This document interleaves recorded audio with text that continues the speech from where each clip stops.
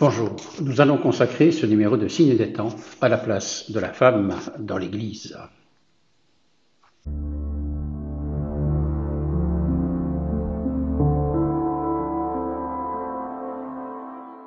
La place de la femme dans l'Église a fait débat, a suscité des réflexions, notamment avec la visite du pape en Belgique et puis bien sûr aussi à l'occasion des travaux du synode qui a eu lieu à Rome durant le mois d'octobre. Alors, nous voulons parler de ce sujet et nous avons invité Véronique Argot et Myriam Tonus, et chacune avec leur perception de la chose, avec leurs différences, mais aussi avec la communion dans la foi, vont nous dire un peu ce qu'est finalement cette place de la femme dans l'Église, mais on peut le dire de mille et une façons. Alors, merci à vous d'avoir accepté. Alors peut-être chacune, Myriam, qui est peut-être ton engagement, qui es-tu, peut-être pour situer. Je suis une femme, je suis retraitée de l'enseignement, je suis actuellement laïque dominicaine et je fais essentiellement de la radio sur RCF Sud Belgique, Namur. J'écris des chroniques dans la Libre Belgique, dans le journal Dimanche et puis ailleurs. J'anime des sessions, voilà. Puis quand il me reste un peu de temps, je m'occupe un peu de moi-même. C'est ça, avec des bouquins aussi que tu as beaucoup de livres. Hein. Oui, j'ai écrit 4 livres, oui. C'est ça. Et Véronique Bonjour, donc Véronique Argot, je suis mariée avec Pierre depuis 45 ans. Nous avons 8 enfants, des beaux enfants et 21 petits-enfants. Donc c'est mon premier engagement, c'est d'être épouse, maman, grand-mère maintenant, d'avoir la joie de l'être. Et puis c'est vrai que depuis toujours, on a été, mon mari et moi, très donnés dans différents services d'église, que ce soit équipe pastorale, je parlais en tant que femme d'abord peut-être. C'est vrai qu'on a fondé une fraternité de quartier, fraternité Saint-Nicolas, qu'on s'est fort impliqué pour essayer d'empêcher la désacralisation de l'église Sainte-Catherine. Donc là aussi, je suis encore avec mon mari au service, et notamment ce qui m'investit beaucoup ces derniers temps, c'est la création d'une école de la foi. Après avoir créé une école de la vie et de l'amour, une école de la foi, parce que voilà, les bases manquent. J'ai touché beaucoup de nos compatriotes et même paroissiens. C'est une grande joie de servir à ce niveau-là aussi. Y a-t-il eu dans votre vie, dans votre itinéraire, un événement ou l'autre qui dit, ben voilà, on est cela parce que on a été marqué par cet événement? Oui, je pense vraiment que, bon, dire d'abord que j'ai toujours été, je pense, féministe. Je suis une enfant de mai 68, mais en 1995, c'était la conférence sur les femmes à Pékin. Et Jean-Paul II, à la suite de cela, un petit peu plus tard, a écrit un livre dans lequel il a définitivement fermé la porte au fait que les femmes puissent accéder au ministère presbytéral. Et c'est à partir de ce moment-là que je me suis dit, mais il faut que j'écrive quelque chose. C'était mon premier livre, Miroir d'Ève, quand les hommes font parler Dieu à propos des femmes. Et je continue de suivre ça à la trace. J'essaye de lire à peu près tout ce qui vient de Rome. Je pense que j'ai un certain mérite. Et je suis consternée de voir, donc ce livre est sorti en 2001, et je suis consternée de voir que je devrais le réécrire aujourd'hui, je ne changerai pas une ligne. Voilà. On va en reparler certainement. Voilà. Et puis pour le reste, ça a été vraiment des rencontres, la formation théologique, la formation au CNV à Namur, et puis surtout le long travail de 30 ans avec Maurice Bellet. Ah oui, une belle personnalité en tout cas. Grand théologien, belle personnalité. Oui. Véronique, moi, depuis toujours, je crois que je suis assez familière de Jésus, que j'aimais toujours prier. Et c'est vrai que vers 15 ans, j'ai fait l'expérience de ce qu'on appelle l'effusion de l'Esprit Saint, vraiment la douche spirituelle, cette rencontre personnelle très forte avec le Christ, qui a fait de moi, qui m'a brûlée et qui a fait que voilà, j'ai toujours eu cet élan un petit peu missionnaire, cette fougue, cette ferveur, cette ardeur, cette joie de partager ma foi à tout qui veut, rencontrer le Christ. Donc c'est un continu dans ma vie, et c'est vrai que j'ai eu l'occasion de me donner et de semer la vie de différentes manières, par les enfants mis au monde, et puis en partageant ma foi là où je pouvais. C'est ma grande joie. Et alors, Myriam en parlait, les réactions qui ont été celles, tu parlais de Jean-Paul II, mais on a entendu les réactions du pape François, qui a suscité beaucoup de débats ici en Belgique. Je dirais, comment est-ce que tu te situes, peut-être pour enchaîner avec ce que Myriam a dit par rapport à ces questions-là? Alors, il a dit beaucoup de choses, mais donc par rapport à la question peut-être de la femme, ce qu'il en a dit en quelques mots, c'est vrai que je ne me retrouvais pas trop dans cette formulation. Il a parlé d'accueil fécond, de soins, de dévouement. Là, moi, je ne vois pas. Oui, il a dit que la femme est accueil fécond. Voilà. Ça ne me parle pas spécialement dans le sens où ce n'est pas réservé à la femme d'être accueil, d'être soin, d'être dévouement. J'aurais dit les choses autrement, mais c'est vrai que il a dit une petite phrase du genre « c'est moche la femme qui veut faire l'homme ». Ça, j'aime bien entendre parce qu'effectivement, je crois qu'on a une grâce spécifique qu'il est temps de mettre en évidence. Ce qui m'a un peu surpris, on y reviendra sûrement par rapport à cette grâce propre d'être femme, mais ce qui m'a un peu heurté, comme beaucoup, c'est la façon dont tu as parlé de l'avortement. Autant, bien sûr, je ne suis pas de ceux qui sont en faveur d'eux, autant la formulation qu'il a employée. Le catéchisme ne dit pas que ceux qui avortent sont des... Comment dire, il parle de... L'avortement est comme un crime, mais ne parle pas des personnes qui avortent comme étant des criminels. Et donc là, j'étais un petit peu heurtée aussi, surtout qu'il y a parfois des contradictions aussi dans ce qu'il dit et ce qu'il fait. Bon, quand même, je pense à cette fameuse Emma Bonino en Italie qui l'accueille, qui l'appelle comme une femme, comment est-ce qu'il dit, une grande dame, alors qu'elle se vante d'avoir pratiqué 10 000 avortements, je ne comprends pas. Ou des gens comme des Geoffre Sage qui l'engagent comme à l'Académie pontificale des sciences sociales et qui sont tout à fait pro-avortement. Donc là, par rapport au pape, j'ai un petit peu du mal à comprendre la cohérence de ses propos, notamment sur l'avortement. Tu rejoins cela un petit peu, Myriam ? C'est difficile parce que moi je pars d'un autre point de vue, c'est-à-dire que pour moi, il n'y a pas un essentiel féminin. La femme n'existe pas, il n'y a pas du féminin. Il est vrai que j'ai une formation aussi bien littéraire que sociologique et donc psychologique. Nous sommes faits de notre éducation, de notre histoire. Et donc je n'ai pas été surpris parce que c'est le discours qui tient depuis qu'il est pape, y compris dans des textes comme Evangelii Gaudium, qui est un très très beau texte, mais dans lequel il dit déjà qu'aujourd'hui beaucoup d'adolescents se sentent orphelins parce que leur mère travaille. C'est son point de vue, mais ça, moi je ne me reconnais mais absolument pas. Nous avons des présupposés radicalement différents. Et donc j'ai été très heurtée aussi, comme madame, par ses propos, la manière dont il a parlé de l'avortement. Nous sommes bien d'accord que l'avortement, c'est un mal. Mais pour autant, faire entendre qu'elles seraient des criminels, et alors la manière dont il a parlé des médecins, je trouve ça inadmissible. Je connais des médecins qui pratiquent des avortements. Excusez-moi, je vais être très clash, mais pour moi, c'est le vocabulaire de Trump. En tout cas, l'Église a toujours dissocié acte et la personne. Voilà, et donc là, il n'a pas, malheureusement, il a manqué à ce niveau-là. Et surtout, effectivement, quand on peut prendre en défaut, effectivement, ou alors il faut être totalement irréprochable, ce que n'est aucune personne humaine. Enfin, voilà. Tu parlais à un moment de la grâce d'être femme, justement.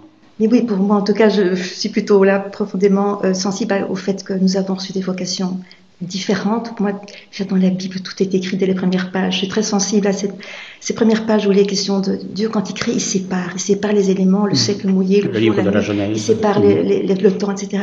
Il sépare l'homme et la femme. Et dès le départ, dans les hommes et femmes, dans le premier texte, c'est Zachar, Nekeva en hébreu, il y a une vocation différente. Dès le départ, Zachar, c'est celui qui fait mémoire en actualisant. C'est exactement ce que fait le prêtre quand il fait mémoire des paroles du Christ et de ses gestes et qu'il les rend présents.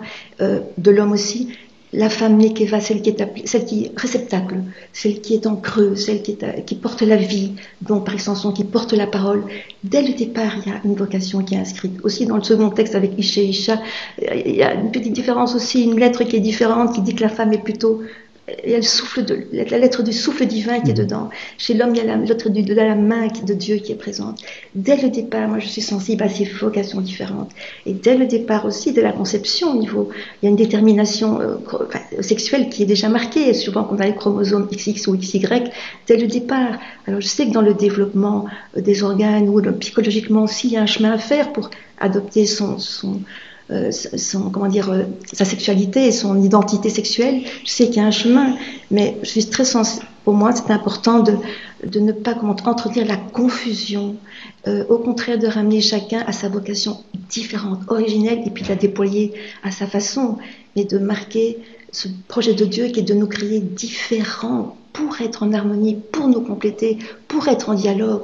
Donc moi, je lutte à fond contre cette société de l'indifférenciation. Pour moi, c'est le pire. Pour moi, c'est même le péché originel. L'arbre de la connaissance du bien et du mal, c'est l'arbre qui sépare le bien du mal. Pour un juif, c'est l'arbre de la loi. Ce principe de séparation, on ne peut pas le manger. Il doit exister pour qu'on puisse rentrer en relation. On n'est pas Dieu, on n'est pas l'autre. Je n'ai pas à manger l'autre. etc., etc. Donc Oui. pour moi, en tout cas, je suis plutôt battant. Je me bats pour que on vive chacun, qu'on se réconcilie avec nos vocations spécifiques. Cette idée de l'identité, de la différenciation. C'est-à-dire que la différenciation, je suis tout à fait d'accord, de la création, elle se fait par séparation. Oui. Les différences, elles existent, bien entendu, mais la différence n'implique rien d'autre. Moi, je ne parle pas que la différence donne une vocation. C'est un ajout qui n'est pas dans la Bible. C'est un ajout qui est très propre au catholicisme. C'est dans la Bible, dont je vous dis les noms, la façon dont l'homme et la femme, la traduction, ce que signifie le nom qu'il leur a donné dès le départ, dit pour moi une vocation. Maintenant, elle peut se déployer de mille et une couleurs suivant une femme ou un homme, mais il y a quelque chose qui est inscrit dès le départ et que ontologiquement fait qu'on est différent. Il y a déjà une différence entre votre avis. Complètement. Oui. Donc là-dessus, je vois que nous avons un point de vue radicalement différent. Mais c'est pas pour autant que vous avez une vocation et que moi j'en aurais une autre. Alors je ne saurais pas très bien quelle serait ma vocation. Donc vous voyez, la femme, apôtre des apôtres. Donc moi je n'ai pas c'est pas du tout une question. Comment dire ? Il y a égalité, mais des vocations différentes. Et la femme, apôtre des apôtres. Pour moi, elle est même prêtre des prêtres. Je pourrais expliquer un petit mot là-dessus si jamais on a le temps. Mais c'est pas qu'elle est inférieure à l'homme. Il y a un principe d'égalité, d'accord ? Mais elle a une mission particulière. Et si elle peut la déployer, c'est tout bénéfice pour l'Église et le monde. Ça, c'est une conviction que je respecte, mais moi, je ne la partage pas du tout. Je reviens avec une phrase que le pape a prononcée à Louvain-la-Neuve. Il dit « La femme est plus importante que l'homme ». Mais il est mauvais que la femme veuille faire l'homme. Alors, c'est quelque chose qui m'avait profondément irrité parce que ça, c'est l'héritage de Jean-Paul II. C'est lui qui a inventé l'histoire que nous avions du génie. Et il allait jusqu'à écrire dans Mulierem Dignitatis, si les femmes n'étaient pas là, les hommes ne sauraient pas ce qu'est la paternité. Et je me dis, mais pourquoi est-ce que les hommes ne réagissent pas ? Qu'est-ce que c'est que ça ? Qu'est-ce que c'est que ça ? En fait, nous sommes... quand j'écris ce livre, j'ai fait aussi de l'histoire et pendant 10 siècles, 11 siècles, on nous a traînés dans la boue, nous étions les filles d'Ève, nous étions les pécheresses, etc., etc. Et puis, brusquement, au Moyen-Âge, le culte de la Vierge Marie arrive et alors là, on nous met au-dessus. Mais qu'on soit en dessous ou qu'on soit au-dessus, on n'est jamais côte à côte. Or, aujourd'hui, les exégètes, vous le savez certainement, disent tirer de la côte d'Ève, c'est le côte à côte. C'est le côté. Donc, l'égalité, si nous sommes effectivement égaux, tout en étant différents, il n'y a aucune raison que l'on soit discriminé pour certaines fonctions. C'est une discrimination ? Donc, je reviens. Pardon, excusez-moi. Justement, égaux, oui, mais j'aime bien mettre en évidence, oui, apôtre des apôtres, prêtre des prêtres. Apôtre des apôtres, c'est quand même une femme qui a été, réveiller les apôtres et les amener au tombeau. Je crois que là, on devrait développer et cultiver aussi ce petit plus que nous avons, et prêtre des prêtres, parce qu'il n'y a que la femme qui sait ce que c'est donner son corps et verser son sang. Ce petit plus que nous avons, c'est ça que tu dis ? Moi, je dis c'est un petit plus, pas en termes... Je vais vous demander, madame, qu'est-ce que vous faites des femmes qui n'aiment pas leur enfant ? C'est pas qu'il faut voir les situations particulières, c'est d'abord de voir en soi... Si c'était en soi, je dirais les femmes, alors on leur dit, elles ont l'instinct maternel. Je parle d'abord de la femme en soi, puis chacun son histoire. C'est quoi la femme en soi ? Eh bien justement, c'est la seule qui a la possibilité de porter biologiquement la vie et de la donner au monde. Et rien que cela, c'est grand. Et de voir la femme, elle se donne en nourriture. Qui peut mieux qu'une femme vivre l'Eucharistie ? Elle se donne en nourriture à l'enfant qu'elle porte. Elle le nourrit aussi avec de son lait, etc. La femme, moi je dis toujours, elle est par essence eucharistique, sacerdotale. Elle n'a pas besoin d'être ordonnée pour ça. Elle est par essence missionnaire. Elle porte la vie, elle porte la parole. Dans la Bible, c'est la même chose. Parole, vie, chair, etc. Bonne nouvelle, tout est lié. La femme, elle est faite pour cela. De multiples manières, bien sûr, pas seulement biologique, spirituelle aussi. Et il me semble heureux de mettre en évidence ce plus, ce qu'elle a, qui fait qu'elle n'a pas besoin d'être ordonnée. Elle l'est, je dis par essence, prêtre, missionnaire. Est-ce qu'on ne réduit pas souvent cette demande de l'ordination au pouvoir ? Et voilà, et là qu'il y a il ne faut pas être ordonné à une hiérarchie que pour être pleinement sacerdotal, pleinement apostolique, etc. Pardon. Myriam, justement, sur ce sujet. Oui. Parce que tu souhaiterais que les femmes puissent être ordonnées prêtres. Oui. Au nom de l'égalité ? Oui. Au nom de quoi ? Au nom de l'égalité. De l'égalité. Oui. Et les différences ne créant pas... alors ce ne sont pas pour moi des différences ontologiques. La grande différence, elle est là. C'est une différence ontologique. Moi, je ne crois pas à ces différences. Et je dirais, ce n'est pas parce que nous vivons au XXIe siècle. J'ai eu 4 enfants, je vous signale quand même. J'ai 5 petits-enfants, aussi grands petits-enfants. Donc pour moi, il n'y a pas de différence ontologique. On est ce que la culture, l'éducation nous fait. Et voilà, alors c'est clair que... Il n'y a pas une morale naturelle Non. Non, ça n'existe plus. Non. Non, des lois, ce qu'on appelle les lois naturelles, on sait, c'est une construction philosophique qui a eu beaucoup cours entre le XVIIIe et le XIXe siècle. Aujourd'hui, elle n'est absolument plus, le droit naturel n'est plus enseigné. Par rapport à cette question de la loi naturelle, justement, qui est fort mise en question il est dans les débats. de vivre ensemble si on l'a nie. Le fait de ne pas tuer, de ne pas voler, de ne pas mentir, etc. Il ne faut pas être catholique pour ça. Avant même les 10 commandements, déjà des peuples anciens l'avaient déjà intégré, ces lois naturelles qui sont de toujours. Donc pour moi, c'est évident qu'elles existent dans le cœur, la profondeur de chacun, de toutes les cultures, de tous les temps. Sinon, on ne pourrait pas vivre ensemble. Oui, on est bien d'accord, mais ça, ce sont les quelques grands principes qu'on a traduits dans la règle d'or, ne fais pas à autrui ce que tu ne voudrais pas qu'on te fasse. C'est plus précis que ça, c'est 10 commandements, tout est repris, c'est beaucoup, c'est peu, tout y est. Oui, la loi naturelle, mais il n'y a pas que dans le christianisme qu'on les retrouve, on est bien d'accord. Mais au-delà de ça, ne dit rien des hommes et des femmes, ça. C'est pour ça que je dis que la loi naturelle, c'est pour toujours et qu'elle est un... Mais ça ne dit rien des hommes et des femmes, ça.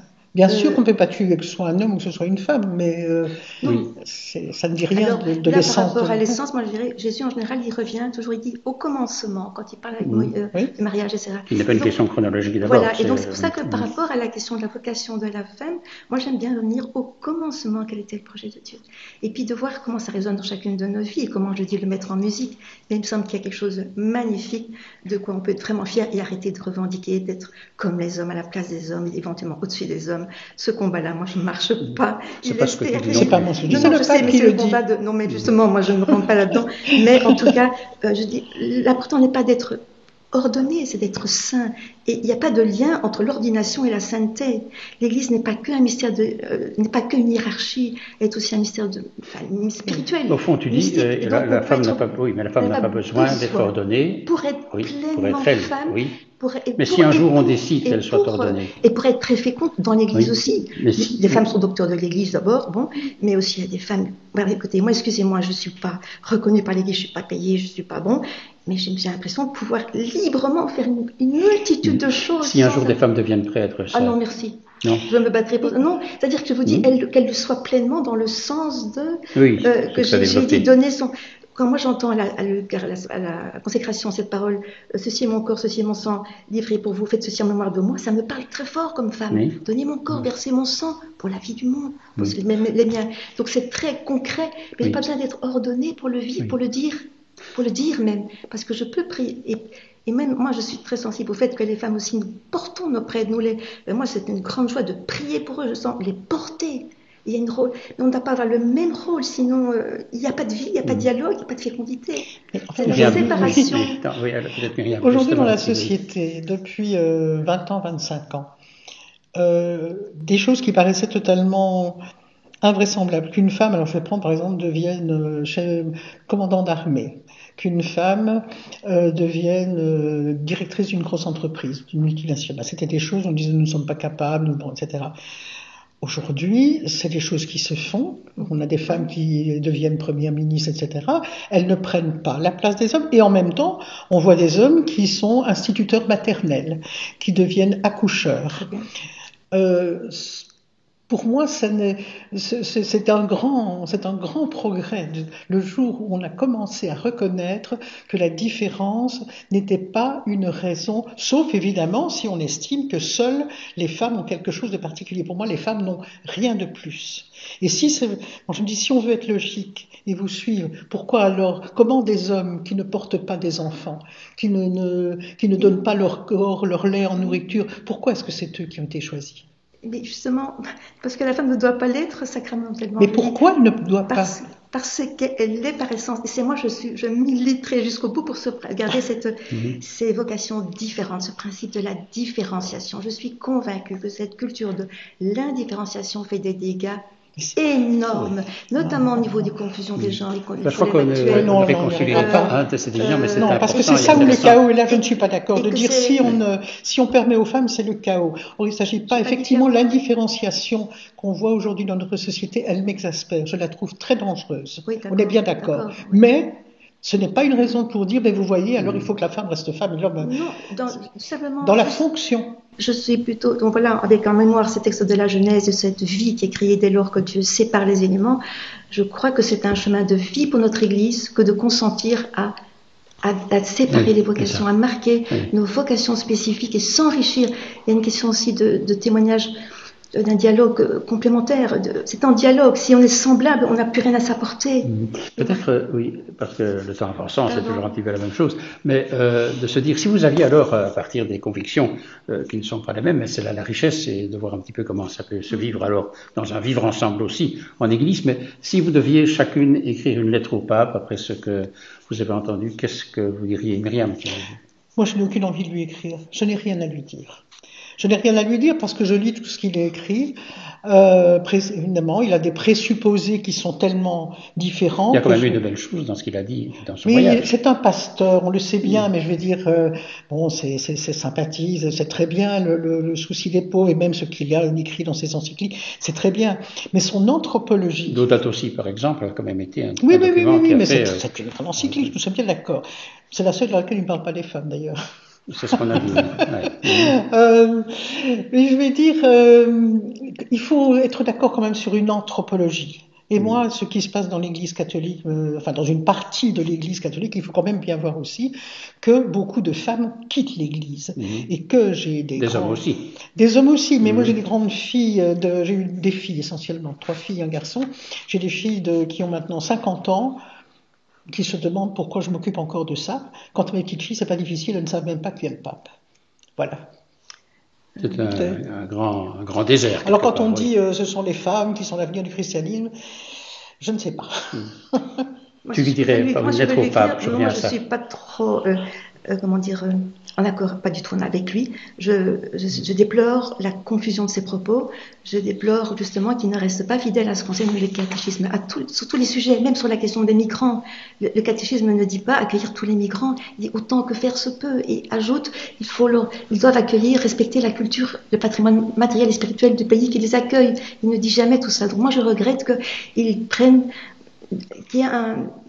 sèment la confusion sur tous les sujets qui sont évoqués, qui ne restent pas fidèlement, qui ne gardent pas fidèlement le dépôt de la foi, ce qui est quand même son métier, son travail. Et donc moi je suis effectivement très mal. Tu ne m'écrirais pas non plus. Je demanderais d'être vraiment pape et d'être fidèle à ce que l'Église a toujours enseigné, mais pas des ouvertures un petit peu obscures et peut-être qu'on arrive tout doucement. Je reprends. Est-ce que malgré tout, le christianisme, quand on regarde l'histoire au fil des siècles, n'a pas été, je dirais, à promouvoir la femme? Est-ce que la femme n'a pas été promue dans sa dignité par le christianisme, autant qu'on puisse dire sur Saint Paul mal compris, etc. Non, mais moi je mets Saint Paul dedans. Ah oui, je mets d'abord le Christ, premier pour moi un grand féministe, c'est le Christ, et Saint Paul. J'ai beaucoup étudié, qui est pour moi un maître à penser et à vivre, parce que quand on lit de près ces épîtres, quand on relit tout et non pas en tirant quelques versets du contexte, quand on tient compte du fait que c'était un homme d'une double culture, qui était à la fois juif au point de persécuter les chrétiens, c'est un homme qui a une vision sur la femme. Quand il écrit, il n'y a plus ni homme ni femme, ce n'est pas l'indifférenciation, mais c'est justement, il n'y a plus de rapport de force. Pour simplement faire parce que tout le monde dira, oui, mais femmes, soyez soumises à vos maris, c'est Saint Paul. Oui, mais le corps de la femme appartient au mari. Et le corps du mari appartient à la femme. Oui. C'est lui aussi. C'est ça. Donc, oui. donc il a de grandes fulgurances. Mais je me dis, le problème, après, dans les premières communautés, Marie-Madeleine, Apostolat, Apostolarum, apôtre des apôtres, et puis déjà dès le IIe siècle, après, ça a dépendu des époques. Lorsque le Moyen-Âge, qui était culturellement une époque de promotion des femmes, comme par hasard, il y a eu des abbesses qui avaient autorité sur les abbayes d'hommes. Oui. Gertrude de Nivelles, etc. Oui. Et puis quand la société se referme, comme par hasard, on en revient à la vieille doctrine. Voilà. Par rapport à cette question. Je rebondis sur la question. Femmes, soyez soumises à vos maris. Le mari, soyez soumis au Christ. Le Christ est soumis à son Père. Et Dieu le Père est soumis à qui? À une femme. Au oui d'une femme. Donc, moi, en tout cas, c'est sûr que la femme a une grande place dans la Bible et dans l'histoire de l'Église, absolument aussi. Donc, je crois qu'il y a tout simplement à vivre pleinement notre vocation et à ne pas revendiquer d'être l'autre, d'être pleinement nous-mêmes. Oui. On a bien compris que finalement ce ne serait pas un accord qu'on aurait, et on voit bien que c'est aussi peut-être à la fois la richesse et la difficulté, il ne faut pas aligner. Mais je dirais pour terminer, qu'est-ce que toi, Myriam, et toi, Véronique, diriez que vous n'avez pas aimé de ce que l'autre a dit et que vous n'entreriez pas dedans? Et aussi, qu'est-ce que vous avez peut-être découvert de quelque chose qui serait porteur par rapport à une conviction différente, mais qui est nourrissante par rapport à une façon de vivre les choses? Je pense que sur le principe, on l'a dit d'emblée, nous n'avons pas la même représentation anthropologique, même théologique. Quand on parle du projet de Dieu, certains en parlent comme ci, d'autres en parlent autrement. Donc il n'y a pas une grande unanimité. Maintenant, ce n'est pas pour autant, les personnes ont vraiment, il y a tellement de chemins pour aller à Dieu que le chemin de l'une, le chemin de l'autre, le chemin d'une troisième, pour moi, je le respecte a priori radicalement. C'est une chose. Ce qu'on peut d'accord, c'est la foi en un Dieu qui nous est commun, etc. Mais il faut bien voir qu'aujourd'hui, on est quand même, je pense, dans une époque où la foi en Dieu, c'est sans doute la base, mais je vais dire, il m'arrive de me sentir beaucoup plus près de protestants que de catholiques. Voilà. Véronique. Disons que moi, je suis un petit peu soucieuse des prêtres aujourd'hui qui sont... excusez-moi, c'est parce que je pense que des raisonnements comme ça amènent à ce qu'effectivement l'Église... donne des places aux femmes, notamment gouvernants des services des places de rôle de gouvernance, qui écrasent les prêtres. Et que moi, je suis vraiment en souffrance de voir des prêtres qui sont infantilisés par des femmes qui sont nommées supérieures à eux, dans les unités pastorales, dans les doyennés, etc., et qui deviennent des petits-enfants. Je demande à maman de faire ceci, cela. Je les sens mal. Et je ne vois pas une vocation d'un jeune garçon à regarder les prêtres aujourd'hui qui sont sous la, comment dire, comment on dit, il y a une hiérarchie dans l'Église quand même, inférieure à une femme. Ça, et là, d'abord, c'est pas dans le respect des 3 canons. Je crois que l'Église en Belgique devrait un petit peu réajuster son tir. Mais moi, je pense que c'est pas juste et que ce n'est pas ça qui va éveiller des jeunes à donner leur vie pour le Christ. Par rapport maintenant je fais un lien, excusez-moi, par rapport, parce que je pense que ce type d'approche que vous avez engendre une Église qui va mettre des femmes à des postes qui font écraser les hommes alors qu'on a besoin de les voir. La réciproque peut être vraie aussi d'une certaine façon. Oui, mais moi je suis parmi ceux qui souffrent de voir des hommes perdre leur virilité. On a envie de voir des pasteurs qui conduisent le troupeau et qui mènent des combats spirituels. C'est pas rien d'être... Pour conclure, Véronique, simplement par rapport à ce que disait Myriam, tu dirais quelque chose dans ce qui a été dit est difficile à avoir, à recevoir, ou quelque chose qui te réjouirait? Ce que je voulais dire, c'est que pour moi, ce qui est difficile, c'est que ce type de raisonnement amène à une Église qui va mettre des D'où la place des prêtres dans ce que tu et disais. qui va les écraser, les castrer, que je dis carrément, parce que je vois beaucoup de souffrance. Très brièvement, un mot de conclusion, peut-être. Toi, Véronique, tu dirais quoi? La place de la femme dans l'Église, c'était notre sujet. Cultivons nos différences pour entrer en dialogue, un dialogue là fécond, pour ensemble, donner vie à de nombreuses âmes et à une Église pleinement rayonnante et féconde, mais en accueillant, en nous réconciliant avec nos différences, vocations différentes. Myriam. À l'âge que j'ai dans la dernière partie de ma vie, je me dis, je cible mes énergies. Mon énergie, c'est vraiment d'essayer autant que faire se peut, de très humblement servir une parole dans laquelle je crois à travers différents engagements. Mais merci d'avoir apporté ce témoignage. Et par rapport à la visite du pape, je voudrais vous signaler que Catobel et le journal Dimanche ont publié une très belle brochure avec pas mal de photos, mais aussi tous les textes. À la fois, bien sûr, les textes que le pape a prononcés, mais aussi les textes qui lui ont été dits, tous les discours qui ont été adressés au pape. Alors, je vous le conseille parce que finalement, c'est de revenir à la parole de nouveau, à ce qu'il a dit. Et merci d'avoir pu l'incarner dans vos témoignages et d'avoir pu ainsi recevoir ce que vous dites. Merci à vous pour votre témoignage. Merci. Merci à Myriam Tonus et à Véronique Argot pour leur témoignage et les réflexions qui ont suivi. Merci bien sûr aussi à Christian et Françoise Verstraat pour l'accueil, pour l'enregistrement de cette séquence de Signes des temps, et bien sûr avec Christian Verstraat et Georges Litz. Je vous signale que la prochaine diffusion de Signes des temps aura lieu dans peu de jours, une quinzaine, avec comme sujet l'inauguration, la réouverture de la cathédrale Notre-Dame de Paris. Et comme invité, l'archevêque de Paris, Monseigneur Laurent Ulrich. Nous aurons l'occasion de le rencontrer et de voir un petit peu quels sont les enjeux de cette réouverture de la cathédrale. Je termine en vous signalant que Catobel et le journal Dimanche ont publié, je vous l'ai déjà signalé, une belle brochure qui reprend à la fois les textes des discours du pape et tout ce qui a été adressé au pape avec de riches photos. Et donc voilà, c'est un document qui est précieux à garder et de reprendre les textes, peut-être qu'il est toujours important d'entendre les textes qui nous sont donnés. Je vous souhaite 2 bonnes semaines. Au revoir, à très bientôt.